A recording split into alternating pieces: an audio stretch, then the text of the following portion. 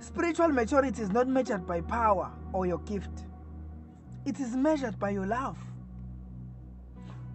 Immaturity yako, let me repeat this, immaturity yako, your spiritual maturity, azukuyibona ngokuthi uhlabelele kuwabantu phansi.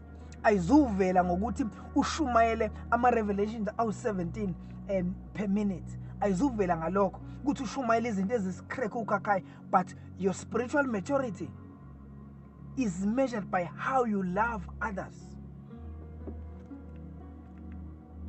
It's not me who's saying it, it's scripture. Niyobonakala ngokuthandana. By this, all will know that you are my disciples. Amen. Notice ukuthi akasho ukuthi niyobonakala ngokuthi nishumayele kakhulu nize nime ngonyawo olulodwa. Akasho ukuthi niyobonakala ngokuthi nimprofete ngezilimi. Akasho ukuthi niyobonakala ngokuthi nihlabelele kanjani ukuthi ningabafundi bami. Uthi niyobonakala ngokuthandana. Amen. Mafunda incwadi yabaseKorinte bokuqala chapter number 13.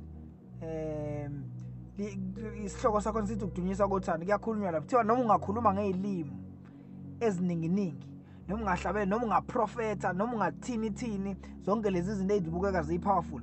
Kodwa uma ungenalo uthando, uyafana nensimbi ekhencezayo. 1 Corinthians chapter 13.